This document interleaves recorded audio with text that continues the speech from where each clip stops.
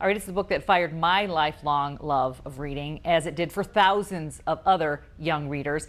A Wrinkle in Time is a page-turning adventure that was released in 1962, but it's still resonating today, and it features prominently in this last season of Stranger Things. We are joined today on Author's Note by Charlotte Jones Voikilis, Madeleine L'Engle's granddaughter. First of all, I'm so honored to have you here. Welcome.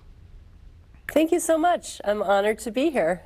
So you spent a lot of your time really honoring her legacy and making sure that we have someone to ask all these questions when as it comes up again, you know, what things make this book indelible. I know what I love about it, but it resonates so much. What do you think it is about the book that is so kind of universal?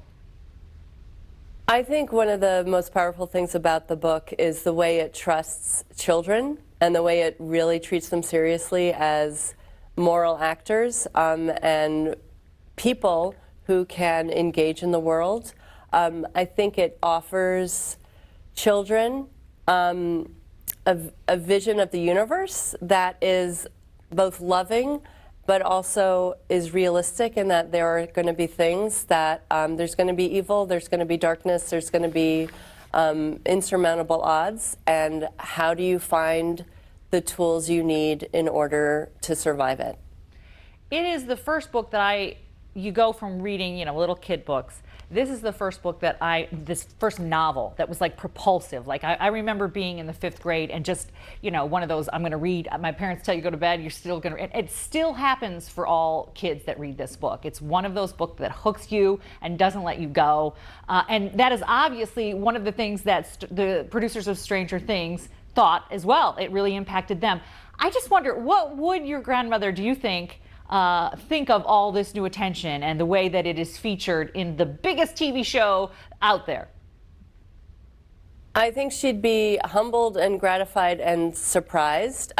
She did think that the best works of art survive their moment, and so the fact that A Wrinkle in Time is doing that, I think, would be deeply moving to her.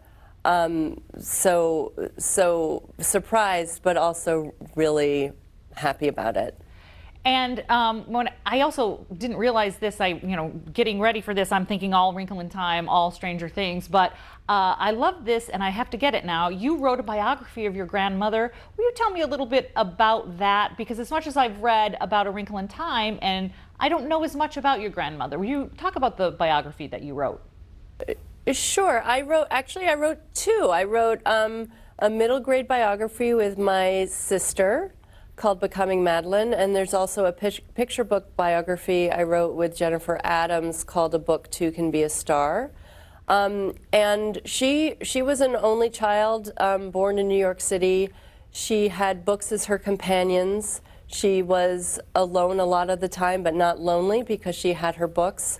And then the family had to move because of her father's illness, and she went to school in Switzerland and then in South Carolina. And when she graduated from college, she and her best friend moved to New York to work in the theater. They stalked a producer named Eva Le Gallienne, who was like the big name of her day, thinking that they really wanted to work with her. And after 2 years, it paid off. They were able to get her a taxi cab in the rain. And so therefore got to know her very well. And it was she thought she was going to be a playwright, my grandmother. And then an editor had read a short story of hers and asked her if she had a novel. And she was like, you can have one in 6 months. So she wrote her first novel for him and then didn't look back. Well, I just personally want to, I'm sure you get this all the time, but she changed my life. Her work changed my life. It must be a little bit overwhelming for people like me to come up to you and say that, but I would imagine what do people say to you about your grandmother? I mean, people do say that a lot, and it's such a privilege to be able to hear that and to bear witness to that.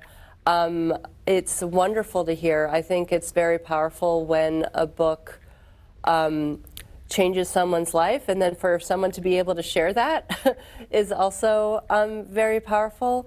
So I never get tired of hearing about that. And it really is, again, 60 years of this book reaching people, changing lives, and helping us all understand what it means to be a human person. Thank you so much. Again, this is definitely a highlight of my life, along with the note that I have from your grandmother. Thank you so much for joining us on Author's Note. Thank you for having me. I have to get myself back together. I'm kind of choked up right now. All right, after the break, it's time to turn back the clock. Just on this week, though, to see our favorite moments in the 9 Rewind. A little wrinkle in time right here. The 9's back after the break. Start your day with the big national stories.